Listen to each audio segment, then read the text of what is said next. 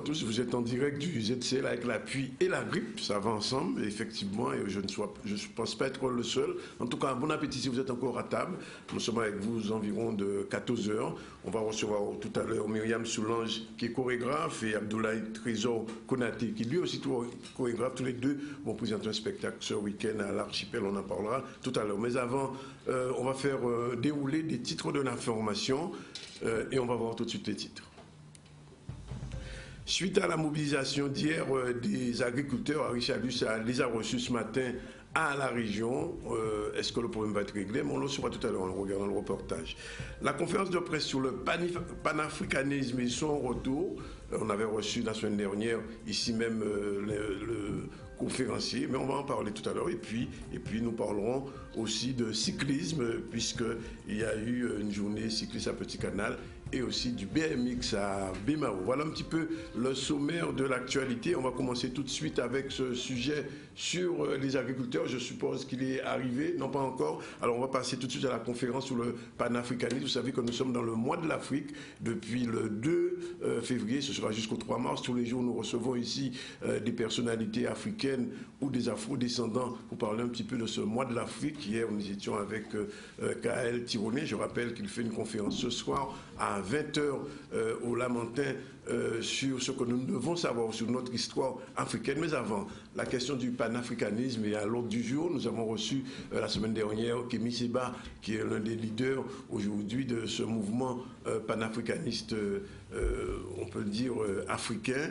Il nous expliquait un peu les difficultés, mais aussi le combat qu'il mène régulièrement pour faire aboutir sa revendication contre le franc CFA. Je ne sais pas si Abdoulaye pourra nous dire deux petits mots là-dessus, s'il est intéressé. En tout cas, Côte d'Ivoire, je sais que la question se pose aussi. En tout cas, nous revenons sur cette conférence sur le retour du panafricanisme. C'est tout de suite. De l'Afrique, absolument. Oui, oui. Il y a encore des Guadeloupéens qui ont la nostalgie de l'Afrique, qui vivent avec ça dans le cœur, dans le corps. Vous savez, la plupart des Guadeloupéens que je connais qui ont cette nostalgie d'Afrique, c'est ceux qui s'y sont rendus réellement, qui ont appris à aimer ce pays, qui sont sortis du formatage éducatif imposé par la France. Je veux dire, de l'image de l'Afrique sauvage où ils sont nus, ils sont dans la savane, qu'il y a des lions, etc., etc. Ceux qui s'y sont rendus ont vu autre chose et ils ont connu autre chose. Mais ils ont retrouvé leurs racines. Et retrouver sa racine, retrouver ses racines en Afrique est tout le mal que je souhaite à tout Guadeloupéen, c'est de faire ce pèlerinage pour qu'ils comprennent qui ils sont. On ne peut pas revenir indemne d'un voyage en Afrique. On est marqué au fer rouge. Nos ancêtres ont été marqués sur l'épaule, sur les fesses, au fer rouge. Celui qui fait son retour, qui fait son alia à l'Afrique, va se retrouver marqué au cœur. Ça ne laisse pas indemne. Donc je n'ai trouvé aucun Guadeloupéen qui ait voyagé en Afrique et qui ait regretté son voyage en Afrique. Pas à ma connaissance en tout cas. Et vraiment, tous méritent de le faire un jour. Moi, je n'ai fait que édicter des choses, je n'ai fait que jouer au professeur, si vous voulez, mais les élèves étaient super. Ils ont posé des questions, ils se sont sentis concernés et ils ont posé les bonnes questions. Et j'imagine que si on avait encore 3 heures, 4 heures, ils auraient posé toutes les questions possibles. Ce sont des afro-conscients qui étaient là. Et ils ont aimé entendre, pas dans le sens s'aimer, entendre dire des choses comme on voudrait le dire, mais aimer entendre un autre discours qui n'est pas formaté de manière intellectuelle, formaté, qui n'est pas conventionnel. Mais ils ont aimé entendre un discours, ils ont posé des questions qui les touchaient au fond, dans leur cœur, dans les tripes. Alors, j'ai beaucoup aimé cette conférence de M. Falémé qui était extrêmement instructive sur le panafricanisme. il a retracé donc tous les grands panafricains, à commencer par Marcus Garvey qui est le père fondateur, avec ceux qui sont venus à la suite, ses successeurs, dignes successeurs, Thomas Sankara et bien d'autres. Et puis aujourd'hui, Kemi Seba, qui est le renouvellement un peu de cette force régénératrice de la conscience africaine, des afro-descendants également, panafricaine. Et donc c'était une conférence qui était extrêmement enrichissante. Voilà une conférence qu'il fallait absolument suivre. Je vous rappelle que nous avons reçu ici même M. Falémé, qui est chercheur, qui est historien, qui a beaucoup travaillé sur la question du panafricanisme. Il nous expliquait la semaine dernière que les racines même du panafricanisme sont nées dans cette région, dans la Caraïbe, puisque Marcus Garvey, qui était jamaïcain, a été l'un des premiers, on va le dire, père fondateur de ce mouvement du panafricanisme. Et aujourd'hui, en Afrique, depuis Kwame Nkrumah, depuis tous ces leaders africains, Sankara, on en a parlé, l'idée du panafricanisme renaît. Ça intéresse aussi les Guadeloupéens, les Caribéens, parce que beaucoup de Guadeloupéens et de Caribéens sont d'origine africaine, sont ce qu'on appelle des afro-descendants. Et c'est la raison pour laquelle ce mois de l'Afrique connaît ce succès dont je parlais tout à l'heure et qui ne se démentira pas, puisque dans les jours qui viennent, il y aura encore des manifestations. Je rappelle cette manifestation ce soir, 20h, une conférence avec Kael Tyrolien, l'un des organisateurs de ce mois de l'Afrique, qui donc va s'interroger sur ce que nous devons connaître sur notre histoire africaine. Et ça tombe bien puisque nous recevons aujourd'hui deux personnalités afro-descendantes ou africaines.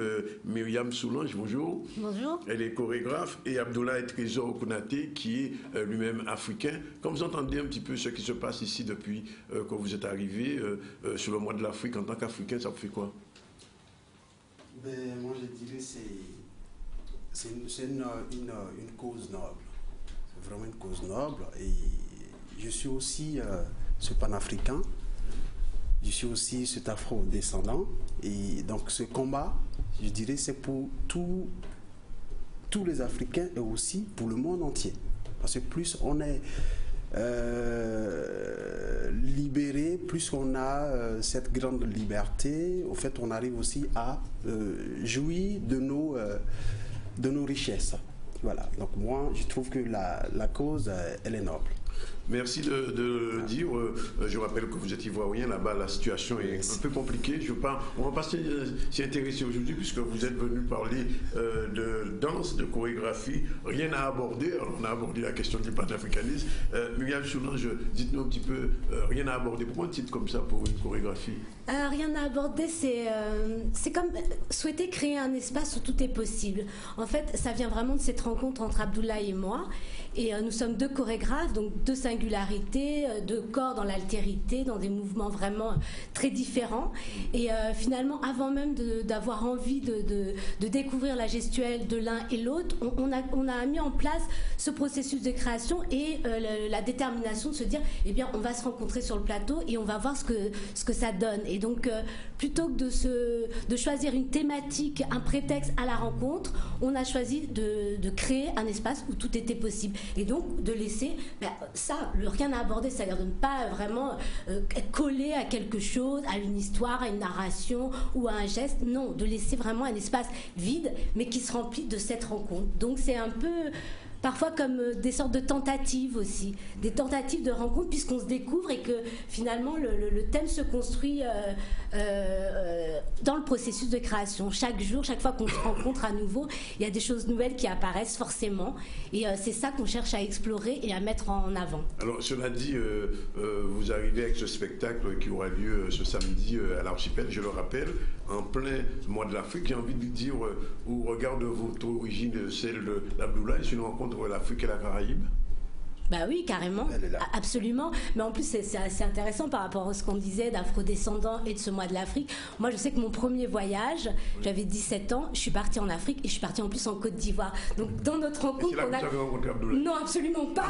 Mais en tout cas, vous voyez, les liens, enfin, tous ces liens sont là et c'est des choses sur lesquelles on a beaucoup discuté, échangé, effectivement, et retrouvé, ben voilà, qu'est-ce qui nous lie. Et effectivement, ben, évidemment, l'afro-descendance, déjà, ça, c'était quelque chose. Mais alors, il y a quelque chose quand même qu'on veut comprendre et que nos téléspectateurs doivent se poser la question, puisque la Caraïbe, les Antilles, la Guadeloupe singulièrement, vous êtes d'origine guadeloupéenne, je crois. Oui. C'est d'abord le goka, c'est d'abord des musiques qui sont d'origine africaine mais qui ne sont pas africaines. Comment vous avez réussi au niveau chorégraphique à faire le mix? Vous posez aux deux la question. Hein.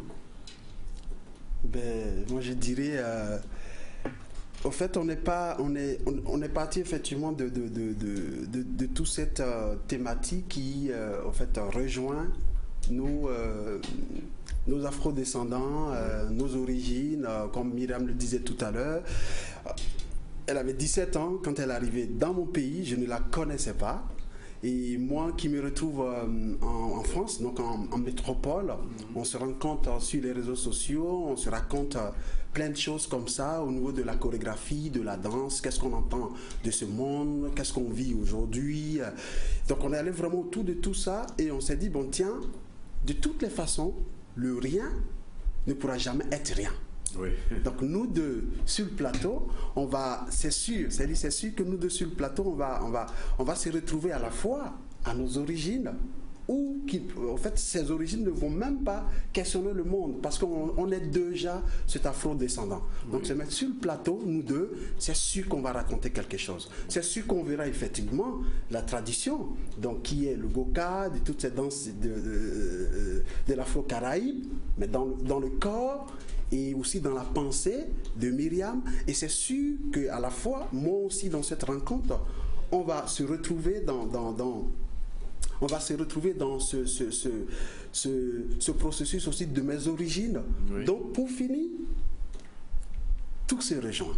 Alors, j'ai dit tout à l'heure, c'est un mix, alors. Ouais. Ça veut dire qu'on est 50-50 ou alors il y a 70-30 ou 60-40 on est 100.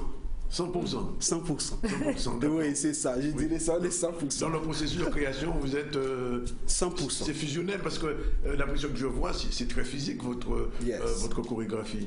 Oui, c'est très physique et surtout ce qu'on a cherché à faire dans c'est une collaboration. Oui, c'est ça qui est important. Donc c'est une écriture, c'est comment re-questionner chacun nos corps et avoir une écriture qui pourrait être commune, sans même chercher finalement un mix ou de vouloir.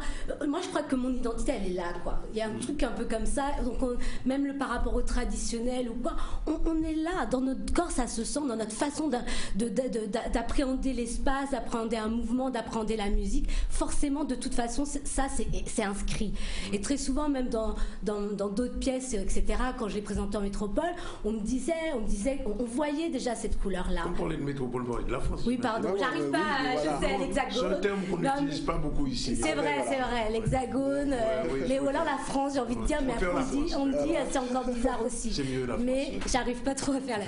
Mais voilà, il y a vraiment... Ça existe réellement. Donc, je crois que voilà, on n'a pas cherché vraiment à mixer, mais à créer une écriture qui pourrait être singulière à cette rencontre, à nous deux. Donc ça veut dire à nos deux corps. Ça veut dire qu'on pouvait passer ce spectacle en Guadeloupe, en France et en Afrique. Partout dans le monde. Partout dans le monde, c'est universel. Universel. De toute façon, la chorégraphie, elle est universelle. Elle est universelle. Le langage du corps, ça n'a pas de frontières, j'imagine. Yes. Ouais. Yes. Et la musique, comment vous avez fait pour la musique? Qu'est-ce que vous avez pris comme thème musicaux? Ben, on dira aujourd'hui, au fait, quand on est parti sur le fait de dire l'espace, il est possible pour nous rien aborder. C'est un espace où tout est possible, où on peut juste aller en labo. Donc Myriam et moi, on s'est retrouvés en labo, aller créer quelque chose pour en faire aujourd'hui cette danse actuelle. Donc cette danse du renouveau, un autre concept où on verra effectivement ces afro-descendants, mais qui sont dans leur singularité. Donc de cette singularité, on s'est dit, ben tiens, bon, il faut qu'on essaie de mixer d'autres personnes dedans et tout, et on a fait vraiment appel à une des grandes musiciennes, bassiste, donc une femme qui est d'origine ivoirienne, donc Manu Gallo, qui joue à la basse, et elle, pour finir de notre histoire, de tout ce qu'on s'est dit, elle aussi, elle a pris sa guitare et puis elle a composé la musique. D'accord. Voilà. Donc c'est une musique afro-punk, une musique d'actualité, une musique qui part des tripes, une musique qui vit, quoi. qui vit. Mais quand même, je pose quand même la question, j'ai pas encore vu le spectacle, mais j'imagine un petit peu de hip-hop dans tout ça quand même, derrière. Non, pas vraiment. Non, justement, on avait vraiment envie d'un univers qui soit justement différent, mais pas quelque chose de minimaliste qui pourrait correspondre aux univers très contemporains, etc., de danse. Quelque chose justement qui nous ressemble et qui ressemble à ce qu'on vit, à notre environnement aussi. Donc c'est pour ça qu'on voulait absolument cette basse, des sons assez lourds, des sonorités fortes, comme on peut entendre quand les voitures passent avec leur son à fond, etc. Enfin, moi, c'est ça que j'aimais bien ressentir. Et donc là, il y a vraiment cette envie aussi d'un rythme, d'une vraie musicalité, de vraiment d'imposer ça, parce que ça fait partie aussi de nous et de notre identité, chacun finalement, et de nos ressentis. Donc on voulait absolument pas rentrer forcément dans un truc qui pourrait être hip-hop identifiable, mais non, c'est comme une sorte de génération là, un petit peu indéfinissable, j'ai envie de dire hybride, quelque chose qu'on n'arrive pas à qualifier. Donc c'est pas hip-hop, c'est pas contemporain, c'est cette génération là un peu suspendue et qui tente de se rencontrer. D'accord. Vous dites ça avec une telle passion que j'imagine que les gens qui vous regardent auront envie de voir ce spectacle. On espère les voir nombreux. De l'archipel, ce vendredi, ce samedi. Voilà, exactement. Pas de masterclass prévu? Non. Ah, dommage. Non, malheureusement. Oui, ça aurait été bien, en tout cas, vous accompagner. En tout cas, merci d'être venu. Merci à vous. Je rappelle donc ce spectacle, rien à aborder. J'aime bien le titre, en tout cas. Merci. Très, très beau titre, rien à aborder. Vendredi et samedi à l'archipel. Abdoulaye Trésor Konaté et Myriam Soulange. Un spectacle qui dure combien de temps? 45 minutes. 45 minutes d'émotion, j'imagine. Yes. En tout cas, on vous remercie encore d'être 45 minutes de vie et de partage. De vie et de partage. Il est 12h47 minutes, on revient à l'actualité en remerciant nos deux invités. On va revenir donc sur cette mobilisation qui s'est déroulée hier. Les agriculteurs, je vous l'ai dit, ils avaient organisé une opération Molokoï parce que l'argent prévu pour les payer n'était pas arrivé. Immédiatement, Richalus a réagi. Il a invité tout le monde aujourd'hui autour d'une table ronde, mais évidemment, pour essayer de régler le problème. On sait bien que l'argent vient du FEADER. On sait bien aussi qu'il y a souvent des problèmes, des difficultés de paiement à la région et c'est l'un des points difficiles de cette nouvelle gouvernance. Tout de suite le reportage, on va voir ce qui s'est passé ce matin. Eh bien, déjà très satisfait parce qu'on a entendu tellement de choses hier concernant la région. Certains disaient que c'était la faute de la région. Donc aujourd'hui, avec vous, les médias, que j'ai souhaité en permanence dans cette réunion, vous avez entendu un peu. Ce sont des dossiers qui ne sont pas complexes, ce sont des dossiers qui sont en cours de traitement. Plus de 80% des dossiers ont été traités. La région a fait tout son travail. M. Hubert l'a expliqué devant tout le monde.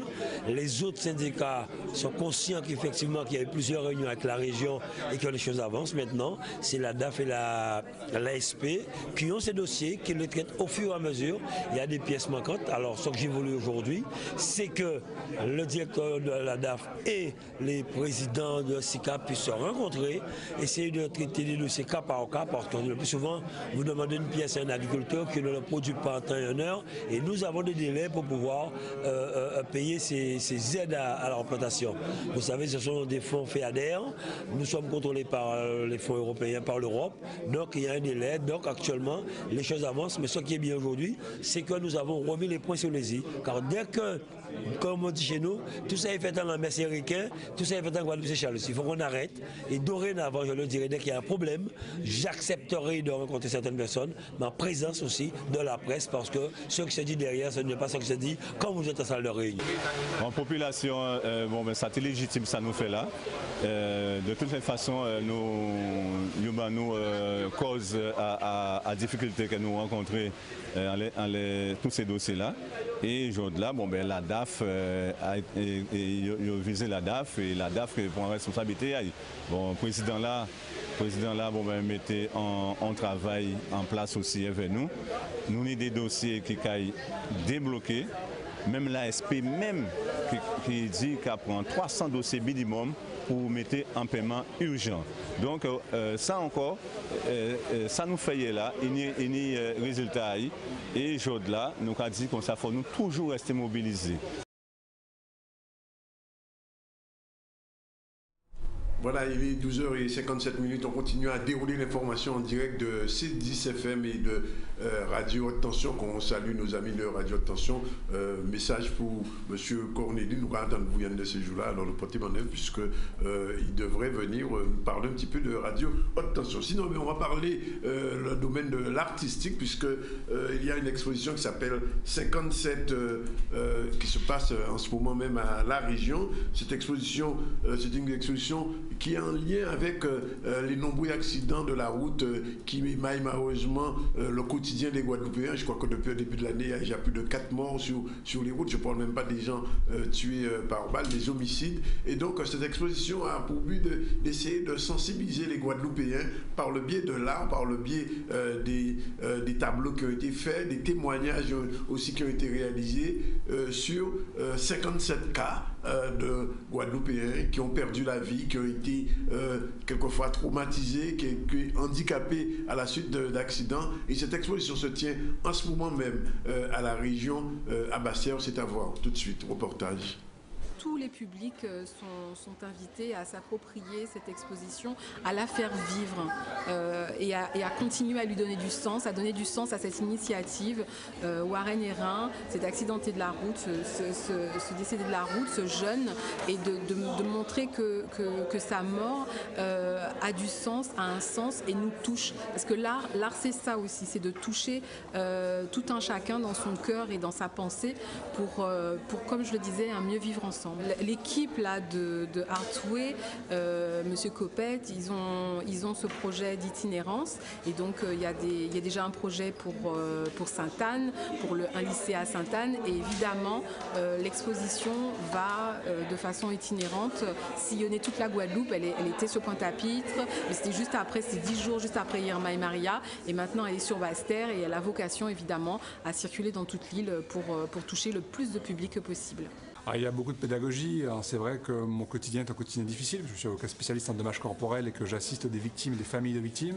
Mais il y a la volonté, si vous voulez, d'arrêter de compter les morts. Il y a la volonté qu'il en ait moins. Il y a la volonté de partager ce qu'on sait avec tous les gens du collectif Artway.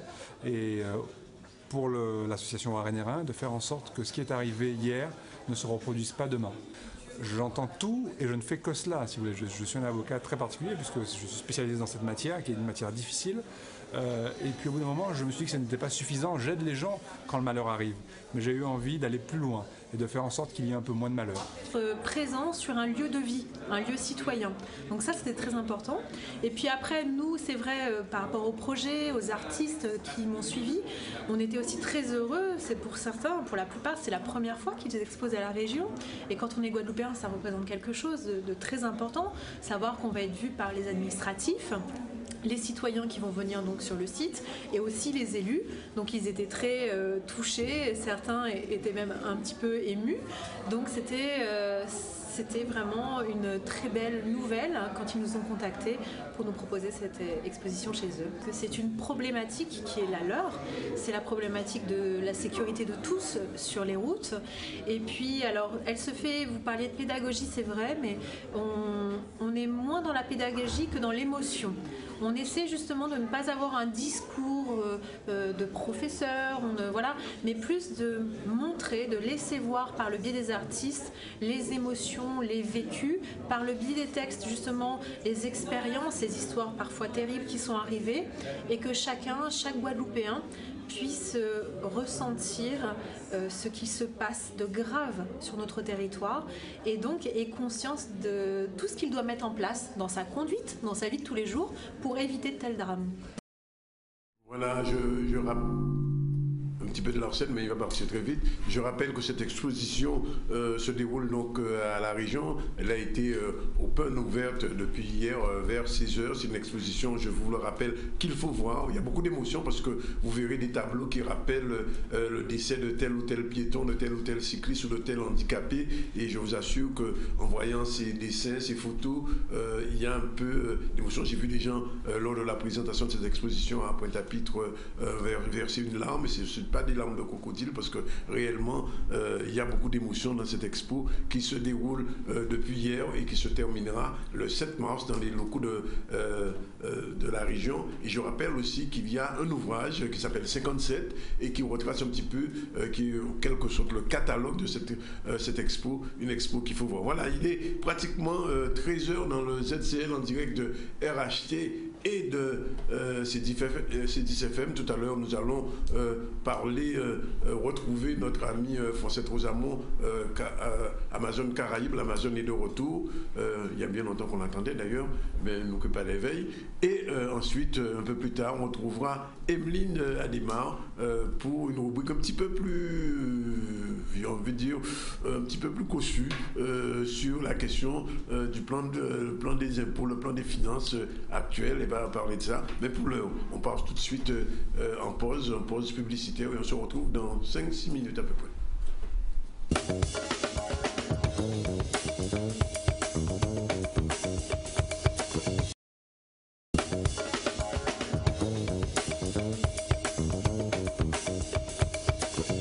Voilà, il est déjà 13h01. Nos chroniqueuses Renaud Marteau sont déjà là. Bonjour Français. Bonjour à tous. C'est vrai, ça fait un moment que je n'étais pas venue. On vous croyait perdu dans l'Amazonie. Ah, c'est vrai qu'il y a eu beaucoup d'actualités ces derniers temps. Bon. Et bonjour aussi Emeline. Bonjour Danick. Avec un sujet particulièrement passionnant, n'est-ce pas? On va s'amuser. Oui, un peu passionnant pour moi, peut-être moins pour vous. Oui, mais en fait, c'est intéressant à savoir. C'est nécessaire quand même à connaître. Mais on va commencer par Français d'ailleurs signaler que l'interentreprise Isbac est de retour. Absolument, dans les bacs. Dans les bacs, dans les bacs. Tri du plastique, alors la question se pose, où passe l'argent finalement? Eh bien en fait, nous avons constaté, on a mis ça à la une de notre magazine de février, parce que nous avons constaté qu'il y a une usine qui a été montée il y a 4-5 ans, avec bien sûr des fonds européens, qui est en train de fermer, qui est en train de pratiquement mettre la clé en Martinique, de tri du plastique, donc les bouteilles, vous savez, dans lesquelles on met de l'eau, du coca, etc., sans faire de publicité. Et donc, et que cette usine se retrouve en grande difficulté, alors que chaque fois qu'il y a un ministre qui passe, on va la visiter, etc. Et pourquoi? Parce que, d'une part, on ne trie pas suffisamment chez nous, voilà, donc ça c'est... En Guadeloupe, comment... Il n'y a pas de recyclage, c'est ça? Voilà, c'est-à-dire que le tri n'est pas fait suffisamment correctement. Alors en Guadeloupe, c'est vrai que les gens vont peu dans les déchetteries, c'est un vrai sujet. Ça commence quand même. Oui, mais bon voilà. Et puis il y a pas vraiment de bornes, enfin de bacs en porte-à-porte, voilà. Donc et ça visiblement c'est trop cher, ils ne vont pas aller par là. Donc ça c'est un sujet. En Martinique, il y a eu du tri. Voilà, c'était un des territoires sur les 3 les mieux organisés. Et puis les choses se dégradent. Et on se rend compte que, alors que cette usine a été créée pour prendre le volume des 3. Et c'est ça qui est véritablement la direction vers laquelle il faut aller. Par exemple, les D3E, c'est-à-dire les frigos, les machines à laver, etc. de Martinique et de Guyane, sont traités en Guadeloupe. Et ça fonctionne. C'est la mutualisation. Voilà, c'est la mutualisation des moyens parce que ça coûte cher. Nous sommes des petits territoires, des petits gisements. Et pour arriver à avoir une masse, il faut faire les 3. Donc, une usine de plastique a été montée en Martinique, des difficultés, donc vraiment sur le point de mettre la clé sous la porte et on se rend compte effectivement, premier problème de tri, mais surtout deuxième problème, c'est qu'il y a un éco-organisme qui est chargé depuis non de d'accompagner les collectivités pour pouvoir mettre en place le tri. Alors il s'appelait Éco-emballage, tout le monde le connaît sous ce nom-là, mais depuis septembre ils ont changé, il s'appelle Citeo, parce qu'ils se sont rapprochés d'un autre éco-organisme qui s'appelle Ecofolio. Et donc, et ça, c'est vraiment des choses qu'on découvre et qui vraiment créent la colère. Cet éco-organisme qui est accrédité pour l'outre-mer depuis très longtemps avait obtenu du ministère de l'outre-mer de n'avoir aucune obligation de faire le travail en outre-mer. Aucune obligation. Donc, et puis, parce que voilà, et là je parle de Citeo, mais c'est la même chose pour les autres. C'est pour ça que les filières ne sont pas organisées. On crée des choses au niveau national, on leur dit oui, l'outre-mer il faut y aller, mais en fait ils arrivent à avoir des dérogations et ils ne font rien. Donc, et ça a été comme ça. Ah ben voilà. Donc où passe l'argent? L'argent, il y a deux choses qui se passent.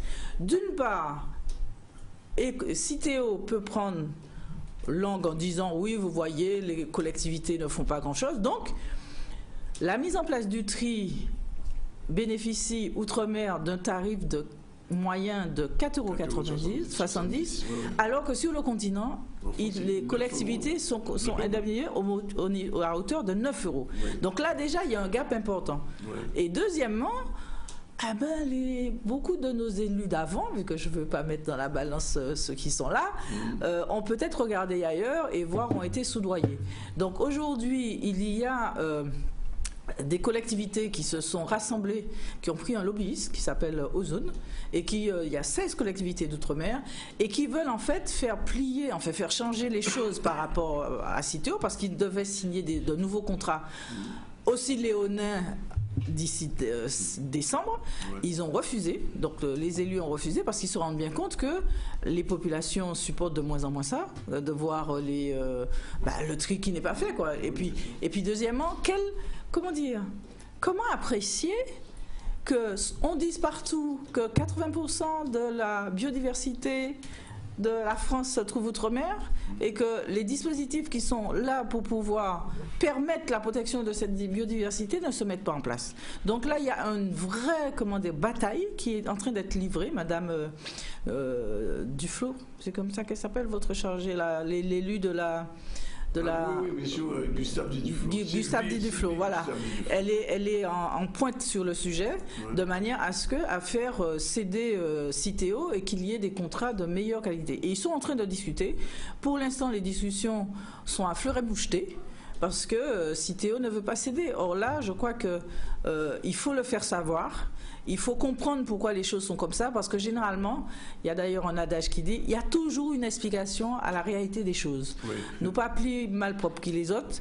Donc, si les choses se passent comme ça, c'est que, quelque part, le tri, ça coûte cher. Les industriels, dont moi par exemple, je fais un journal, je paye une taxe pour le papier. Et comment ça se fait que le papier n'est pas récupéré ni recyclé? Donc qu'il n'y a pas de filière organisée. Les producteurs de boissons de chez nous payent des taxes. Donc comment on collecte les taxes et puis derrière on ne fait pas le boulot? François, j'ai envie de vous poser la question parce qu'il y a quelques numéros de cela. C'était la filière viande. Il y avait à peu près des problématiques un petit peu similaires. Rien ne fonctionne alors dans nos pays. Disons, et d'ailleurs c'est mon édito et son chapeau, c'est exactement ça. Je crois que sur des grands champs, chez nous, l'énergie, parce qu'il y a un problème au niveau énergétique, on en parle aussi dans ce numéro-là. On ne parlera pas de l'eau. Voilà, il y a l'eau, il y a les déchets, il y a effectivement le tri des plastiques, etc. Il y a eu des organisations qui ont été défaillantes. Et elles ont été défaillantes parce qu'il y avait des hommes qui n'étaient pas, et des femmes qui n'étaient pas efficients. Et qui, quelque part, ont bien mangé dans le bol sans voir la petite cuillère et puis tout le reste. Donc, moi, je crois qu'on est dans une période de déconstruction. Il y a de nouveaux élus qui prennent conscience et puis qui sont peut-être un peu moins atteints que les autres. Et puis, deuxièmement, il y a les populations qui, de plus en plus, supportent moins bien. On ne peut pas dire trier, et puis derrière, vous enfouissez. Par exemple, en Martinique, on voit très clairement qu'il y a de l'enfouissement qui, normalement, n'aurait pas dû être de plastique. Et puis, surtout, que l'État est en train de prendre parallèlement des décisions pour pouvoir inciter de trier plus, voire obliger les industriels à mettre plus de produits recyclés dans leur plastique. Donc c'est comme si on est dans une espèce d'aberration et que ça se passe chez nous. Donc il faut que ça change de manière déterminée et ça dit de mauvaises pratiques s'arrêtent. Et je crois que c'est notre rôle, nous la presse, de les mettre en exergue. Et ça sans... Voilà, il n'y a pas d'émotion à avoir avec ça parce que quelque part... et puis c'est de santé publique. Nos nappes phréatiques sont en train d'être polluées. On parle même pas du chlordécone. Enfin voilà, il y a un certain nombre de sujets qui font que nous sommes en train de toucher notre santé et celle de nos enfants. Donc ça vaut le coup. Et faut arrêter ça. Faut travailler différemment et que l'argent public soit dépensé à meilleur escient. Alors je rappelle donc, tri du plastique en Martinique, où passe l'argent. Là, j'en ai passé, c'est le livre dans ce journal. Deuxième sujet qu'on va aborder, c'est la question de l'autonomie et du congé. Voilà, deuxième sujet qui est tout récent et que je considère presque que c'est comme le cadeau, parce que vous savez que nos populations vieillissent et de plus en plus on se retrouve avec des parents proches ou éloignés qui sont... C'est pas fini, ça peut s'accentuer. Voilà, et donc... sont les régions les plus vieilles. Voilà, et donc il y a un dispositif qui est passé le 14 février, donc là, comme un cadeau, cadeau d'amour, on pourrait dire ça. Et donc, qu'est-ce que c'est? C'est la possibilité qu'ont les collègues de se donner des jours de congé de manière anonyme et sans contrepartie, de manière à ce que ces collègues, enfin il y a un collègue qui se retrouve à devoir s'occuper, à être un aidant auprès d'une personne en perte d'autonomie, voire handicapée, eh bien, il a la capacité comme ça d'avoir jusqu'à 6 jours maximum par collègue, et de manière à ce qu'il puisse s'occuper de ce parent. Et ce parent peut être soit un conjoint, un concubin, un pacsé, un ascendant, un descendant, etc. Mais cependant, il n'est pas nécessaire qu'il y ait un lien de parenté. Ça, parce que vous voyez bien, chez nous, des fois, on a un regard attentif à des personnes âgées, mais qui ne sont pas forcément nos parents. Oui. Donc, il faut la seule condition, c'est qu'il y ait un lien quotidien, enfin un lien stable, de longue durée avec cette personne, de manière à ce que là aussi, qu'il y ait ce bénéfice. Et je trouve que cette mesure, qui ne doit pas dédouaner l'État de mettre en place, d'accompagner les aidants, parce que oui, c'est un vrai sujet. Il y a des gens qui s'épuisent en accompagnant leurs parents âgés, donc ça ne dédouane pas l'État, mais moi je trouve que ça a au moins l'avantage de pouvoir mettre des relations un peu différentes dans l'entreprise. Un peu d'humanité. Voilà, exactement, dans les entreprises et entre collègues. On est tellement en train de parler essentiellement que de harcèlement, de tout machin qui sont, certes existent, mais qui ne sont pas très positives, ouais, et qui montrent les dysfonctionnements des organisations. D'avoir quelque chose comme ça qui montre que, il peut y avoir de l'humanité, voire de la compassion entre des collègues, ça fait du bien au moral. Voilà. D'accord. Bien, merci de ce retour de l'Amazonie. Je rappelle donc la sortie du dernier numéro et on vous retrouvera la semaine prochaine. Oui. Alors peut-être pas mardi, vu qu'il y a une petite fête dimanche, mais on t'en revient. Ah oui, il y a dimanche. Je ne dirais pas davantage sur dimanche. Dimanche, c'est un jour privé, mais c'est un jour privé, il va se passer quelque chose dans le ZCL. Voilà, on retourne rapidement à l'actualité avec le SMA, qui a fêté ses 60 ans. Le SMA, c'est le service militaire adapté. Vous savez, c'est une vieille institution, on peut le dire, coloniale, qui a été créée pour nos régions, soi-disant pour permettre aux jeunes militaires de se former. Alors ça a fonctionné plus ou moins bancalement. En tout cas, aujourd'hui, le SMA se remet en cause et sa capacité d'adaptation est posée. Tout de suite, reportage à Paris avec Maurice Cessé. Alors d'abord vous redire combien je suis fière d'être à la tête d'un dispositif, d'un outil de formation, d'intégration comme le SMA, qui a presque 60 ans et qui a su montrer à chaque fois qu'il s'est installé dans un territoire combien il est à la fois capable d'être mobile, c'est-à-dire en permanence de se réinventer, mais aussi de s'adapter aux spécificités de chaque territoire, parce que vous le savez, les spécificités des territoires me tiennent à cœur, il faut pouvoir les prendre en compte. La différenciation, c'est l'ère de la différenciation aujourd'hui, et bien c'est aussi cette ère que respire le SMA et que met en application le SMA. Fier aussi que l'objectif est atteint. L'objectif qu'on a fixé au SMA, c'est 6 000 jeunes. Vous avez rencontré tout à l'heure le 6 millième jeune qui arrive de la Martinique et qu'il faut féliciter. Et c'est un objectif atteint. C'est pas si courant qu'on atteint nos objectifs. Eh bien aujourd'hui c'est fait. Alors vous parlez maintenant d'avenir, parce que c'est important de parler également d'avenir, en vous rappelant effectivement les propositions SMA 2025. Peut-être des grandes lignes. Vous dire combien aujourd'hui il est important d'être encore plus dans la qualité et dans l'accompagnement individualisé. Accompagnement du jeune sur le volet médical, psycho, sur le volet formation plus fine des besoins de chaque jeune. Volonté aussi que ces jeunes s'ouvrent sur le monde, ou du moins sur les différents océans, en permettant de mettre en place un Erasmus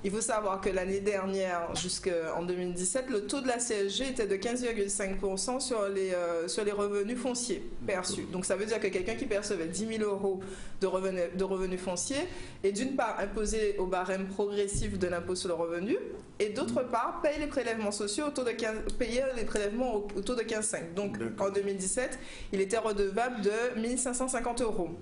En 2018, étant donné que la CSG était augmentée, donc il y a eu une petite revalorisation de 1,7%. Plus de 200 euros quand même. Que ce soit sur les revenus salariaux, que ce soit sur les primes, les retraites, mais également donc sur les revenus fonciers, ça veut dire que cette personne paiera non plus 1 550 euros, mais 1 720 euros en 2018. Ouais. Voilà, ça fait une petite augmentation que nos téléspectateurs auront et qu'ils vont percevoir. Plus de 10%. Oui, c'est sûr. Est-ce qu'il y a une contrepartie quand même? Eh ben non, parce que malheureusement, les prélèvements sociaux, ce sont des fonds à fonds perdus. Hein. C'est une taxe qui avait été créée pour reconstituer les fonds de l'État. Hein, et là, c'est fonds perdus. Alors, en contrepartie, souviens-toi quand même, Dani, qu'il y a un abaissement des charges salariales, qui, entre autres, avait été demandé par notre très cher président. Oui, et il y a une forme de compensation, on va dire, sur les revenus salariaux. Mais effectivement, sur les revenus fonciers, l'augmentation sera véritablement tangible. Alors, est-ce qu'il y a quand même des bonnes nouvelles dans cette loi? Alors, une des bonnes nouvelles potentielles, c'est la prorogation du dispositif Pinel. Oui, puisque normalement il devait s'arrêter, voilà, ce dispositif devait s'arrêter au 31 décembre 2017 et il a été prorogé pour 4 ans supplémentaires, donc jusqu'au 31 décembre 2021. Et rappelons-le que la mesure Pinel permet à tout investisseur, à tout contribuable effectivement d'investir dans l'acquisition d'un logement neuf qu'il devra mettre en location pendant une durée minimale. Alors c'est 6 ans, 9 ans ou 12 ans. Et cette réduction, en fait, ce dispositif Pinel permet de bénéficier d'une réduction d'impôt qui va jusqu'à 21% pour le contribuable, ce qui est non négligeable en fait. Hein. Quand même, donc ça peut être quelque chose qui est assez intéressant, du moins pour nos contribuables, parce que forcément, on le sait déjà, hein, la plupart des mesures de défiscalisation dont on pouvait bénéficier, malheureusement, ne sont plus forcément existantes. Donc il reste encore celle-ci au moins. Alors, revenons un petit peu de façon plus claire sur le prélèvement à la source. C'est pas à la source de la rivière, c'est à la source de mon salaire, de votre salaire, du salaire de monsieur et madame qui nous regardent. Qu'est-ce qui va se passer concrètement?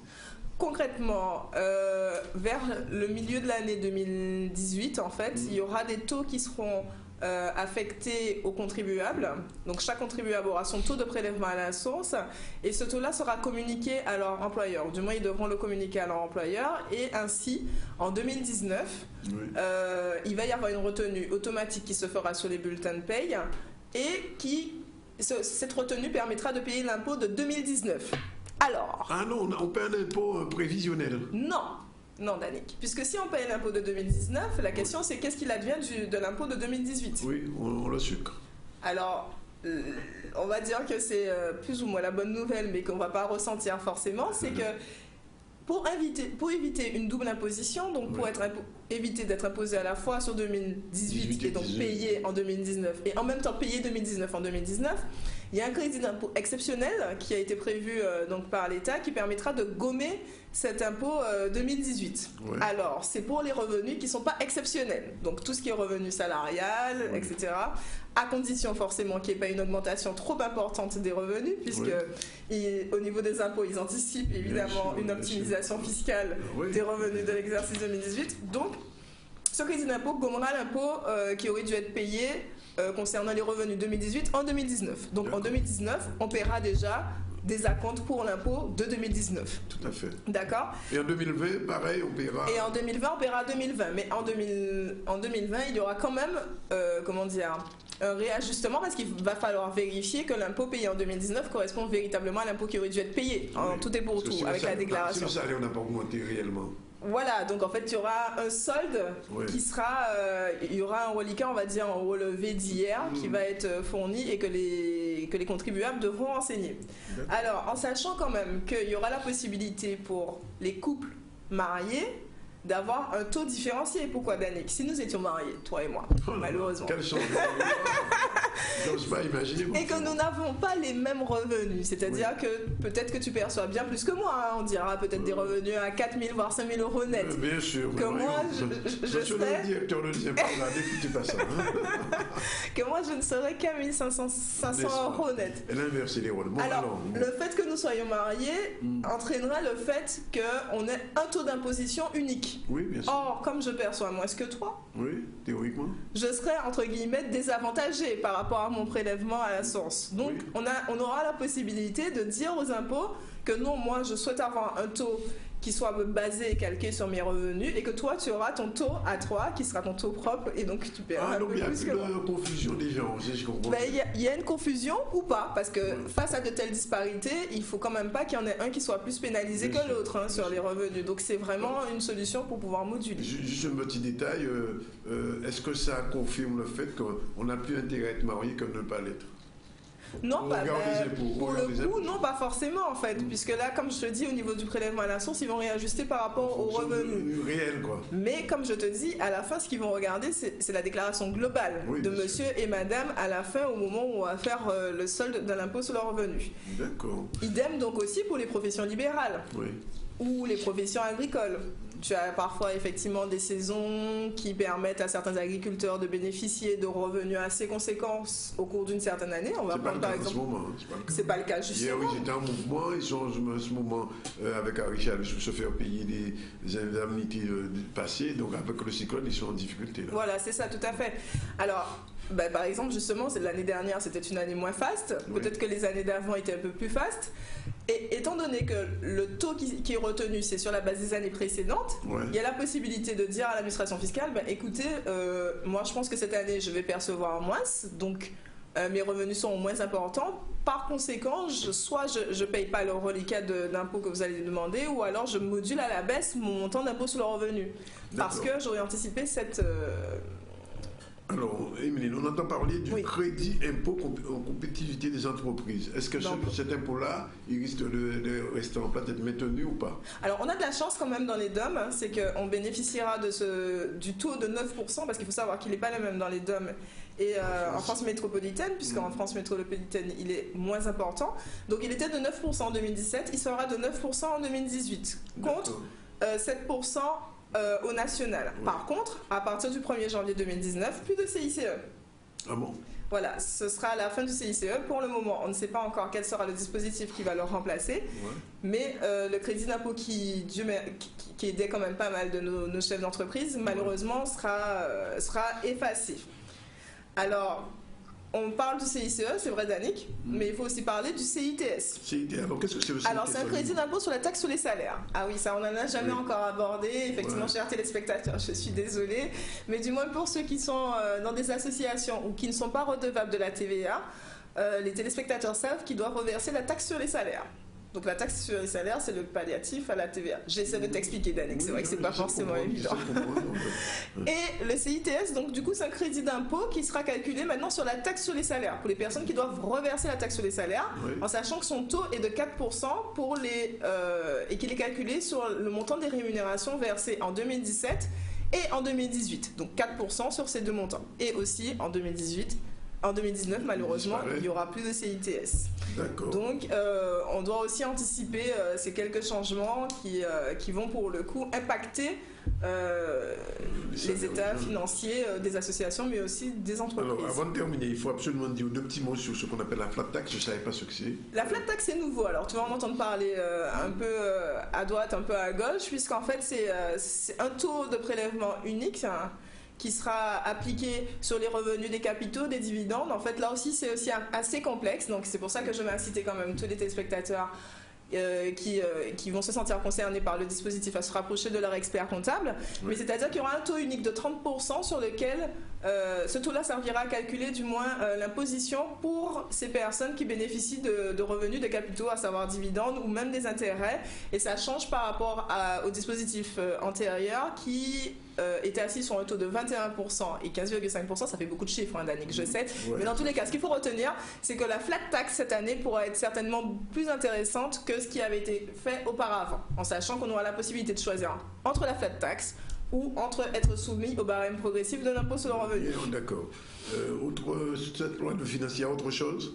Alors, oui, il y a eu le changement de l'ISF, donc l'impôt sur la fortune, qui sera plus l'impôt sur la fortune, mais qui sera l'IFI, l'impôt sur la fortune immobilière. Donc là, c'est un impôt particulier aussi, donc globalement. Il y a aussi une baisse du taux de l'impôt sur les sociétés, donc ça, c'est une bonne nouvelle quand même pour les entreprises. Donc, il faut savoir qu'avant, au-delà d'un certain seuil, oui, Danick, quand tu as un résultat comptable, au-delà d'un certain seuil, tu es imposé à 33 1/3. Au-delà de 38 120 € de bénéfice. Bon, c'est complexe. Et bien maintenant, ce sera plus 33 1/3, ce sera plus 33%, ce sera 28%. 10% de moins, d'accord. Donc ça, c'est quand même intéressant. Et aussi, on a le relèvement des plafonds des micro-BIC et des micro-BNC. Donc micro-BIC, c'est pour les micro-entreprises. Donc on avait des seuils qui étaient assez bas pour, par exemple, les prestataires de services où on était autour de 32 200 € de tête. Et ben ce seuil-là est relevé à 70 000 € pour pouvoir basculer en entreprise normale. Ça veut dire que tous ceux qui sont en micro pourront rester encore en micro pendant un petit moment. Enfin, il faudrait faire le point toujours avec les experts que nous sommes. D'accord, c'est un petit peu complexe, mais j'imagine quand même qu'on a retenu un certain nombre de dispositifs de cette LDF, de cette loi des finances 2018. Il faudra probablement y revenir de temps en temps, notamment sur le crédit d'impôt de compétitivité. Il faudra expliquer ça encore, je pense que c'est nécessaire. Et sur les mesures de défiscalisation. De quoi on parlera la semaine prochaine, enfin dans 15 jours. Alors Danick, justement, pour alléger un peu quand même ce programme qui était très peu digeste aujourd'hui, j'aborderai le business plan. Ça, c'est un peu déjà plus basique. Les gens, c'est utile aussi. Oui, c'est utile. On va parler de quoi il s'agit particulièrement, enfin quelles sont les particularités du business plan et puis comment bien faire son business plan. Voilà, merci Emeline de cette chronique un petit peu lourdingue, mais quand même nécessaire parce que la loi des finances, ça impacte tout le monde, en tout cas tous les gens qui sont salariés, qui ont des entreprises. La semaine prochaine, là, en 15 jours, on parlera du business plan, elle a dit. Pour l'heure, on va parler publicité. Il est 13h30. On va prendre une dernière pause de publicité. On est toujours en direct du ZCL de C10FMI RHT. Et ensuite, on va parler de football en Floride, puisque les U15 étaient là-bas avec notre ami Richard Etienne, avant de terminer avec le BMX à Bémar. Voilà, c'est parti pour la pub. On se retrouve dans un petit moment.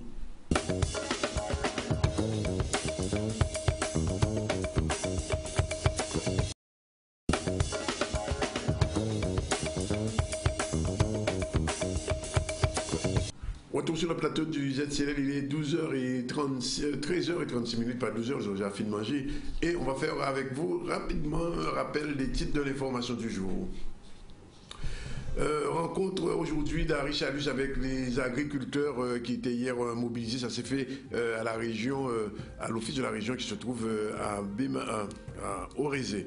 Ensuite, nous avons parlé déjà de cette conférence sur le panafricanisme avec M. Falémé, une conférence nécessaire. Vous avez vu le public très important. Ça se passe pendant le mois de l'Afrique. Et puis nous avons aussi parlé de BMX puisque Bémao va être doté d'une piste de BMX. Sinon, on revient tout de suite à l'actualité. Elle devient de plus en plus sportive. On va parler de football puisque notre ami Richard Etienne a accompagné les U15 en Floride, à Miami exactement. On se tenait donc ces rencontres sportives. Tout de suite, voyons un petit peu ce reportage de Richard Etienne, on peut dire en direct de la Floride.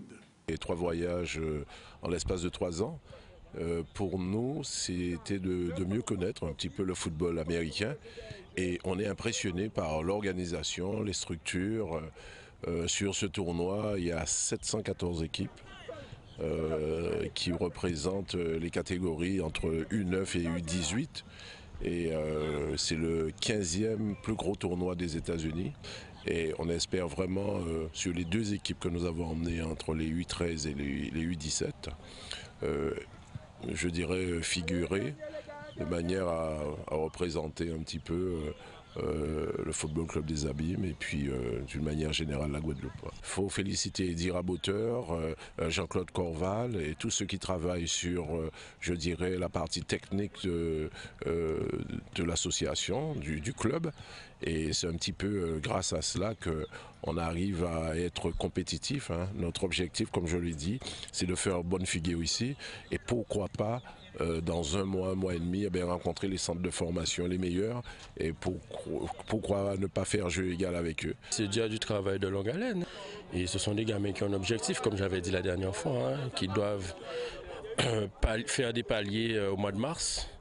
Déjà franchir ce palier-là, ce tournoi, essayer d'arriver au moins en quart de finale. Et au mois de mars, tenter leur chance dans les centres de formation. Il y a toujours l'objectif de vouloir réussir, mais il faut savoir que le groupe, c'est un ensemble. Hein. Ça vit ensemble depuis 8-9 ans. Et chaque année, on leur a proposé des choses. Ce sont des enfants qui ont l'habitude de voyager, qui connaissent le haut niveau de compétition, je parle. Hein. On a l'habitude de participer aux tournois internationaux. Donc, je pense que pour ce tournoi, on est bien physiquement, mentalement, on est bien prêt. Les équipes ici jouent avec des U12 et des U13, alors que nous, on a des U11, U12 et U13. Donc, vous allez voir, on a des petits. C'est vrai qu'on a des costauds, mais on a aussi des petits qui sont des U11. Donc ça va être difficile pour nous. Surtout que c'est la première fois qu'on va jouer dans cette configuration, c'est-à-dire qu'on va jouer sur le terrain de foot à 11. On n'a pas l'habitude de faire ça. Donc vous avez vu qu'on essaie de les faire voir un petit peu la différence qu'il y a entre le terrain en rectangle et le terrain sur la moitié de terrain, quoi. Donc là, c'est ça la difficulté, je le pense. Mais nous avons quand même des joueurs qui sont capables de tirer le épingle du jeu. Donc on n'a pas véritablement peur. Voilà, on ne va pas quitter le domaine du sport. Avant de parler de BMX, on va parler de cyclisme, puisqu'il y avait une journée cycliste à Petit Canal. Là encore, bien sûr, la graine de champion. Est-ce que, parce que vous savez, on est déjà en 2018 et on pense déjà au prochain tour de la Guadeloupe dans les clubs cyclistes. Et cette journée cycliste à Petit Canal, c'était peut-être aussi l'occasion de réfléchir un petit peu, de prendre un petit peu d'avance sur ce qui va se passer. Tout de suite, reportage avec nos amis de Canal 10 Sport. Nous avons voulu créer cette école de manière à permettre aux enfants, d'une part, de pratiquer le cyclisme d'une manière saine et aussi permettre aussi qu'il y ait une émulation au niveau de la commune. Donc à travers la détection au niveau des jeunes. Nous avons aussi le soutien de la municipalité, le maire Blaise Moronal qui nous a mis à disposition le complexe sportif de manière à créer les conditions sine qua non pour permettre à cette école de voir le jour.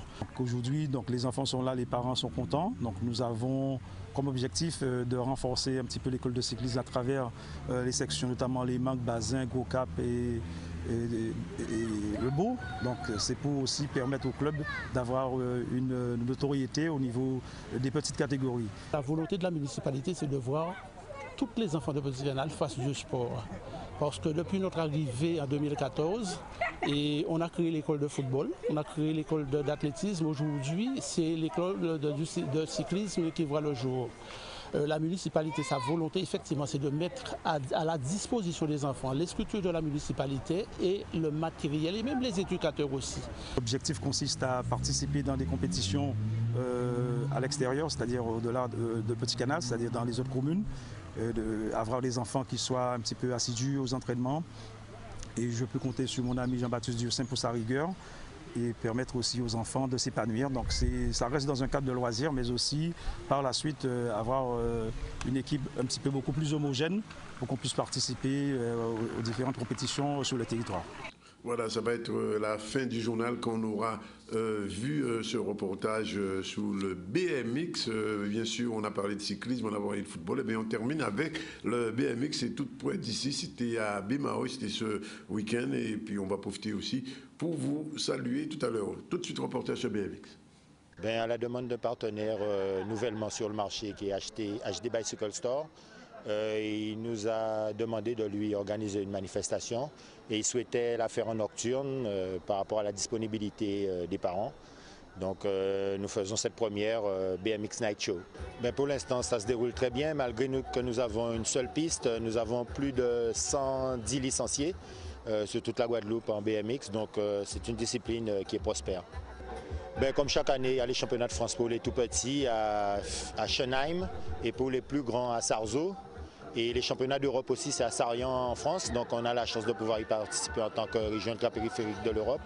Donc on espère avec le comité de cyclisme mettre en place un déplacement pour les meilleurs jeunes de Guadeloupe. Il y en a 6, les 8 ans et moins, les pupilles, benjamins, minimes, les cadets plus et les cruisers. Alors ça s'est bien passé. J'ai réussi à faire premier à toutes mes courses aujourd'hui. Donc je suis assez content. Même si je suis arrivé un peu fatigué, mais bon, j'ai réussi quand même. Alors là, je m'entraîne 2 fois par semaine. Parce que comme il y a le bac, donc j'ai réduit un peu les entraînements. Et donc bon, là, ça va faire 8 ans que je pratique la discipline, depuis 2010. Et voilà. Hein. Et je pense partir en France l'année prochaine. Donc j'espère avoir le dernier titre cette année. Voilà, il est pratiquement 13h44. Je vous rappelle, si vous ne l'avez pas retenu, que ce soir, pardon, c'est la grippe, à 20h, mardi 20 février, conférence sur que nous ne devons plus oublier sur notre histoire avec K.L. Tironier, c'est à la médiathèque du Lamentin. Et aussi, je vous rappelle qu'on va se retrouver demain à partir de 12h30 pour un nouveau ZCL. Et je salue tous les gens qui sont avec nous du lundi au vendredi en direct de ce ZCL. Et puis, n'oubliez pas, si vous êtes dans la région de Basse-Terre et même au-delà, vous aimez la chorégraphie, ce spectacle, rien à aborder, avec Abdoulaye Trésor et Konaté et Myriam Soulange, spectacle qui se déroulera vendredi et samedi à la médiathèque à l'archipel de Basse-Terre. Et puis, il est sorti le dernier numéro d'Interentreprise avec à la une le tri du plastique. Oh là là, j'en ai capacité, on se passe l'argent, un magazine que vous trouverez dans tous les kiosques. Voilà, c'est fini pour aujourd'hui, un petit peu plus tôt, mais pas trop. Il est 13h45. La réalisation, c'était Nathan. Et puis, rendez-vous demain à partir de 12h30 pour un nouveau ZCL. Voilà, c'est fini pour aujourd'hui.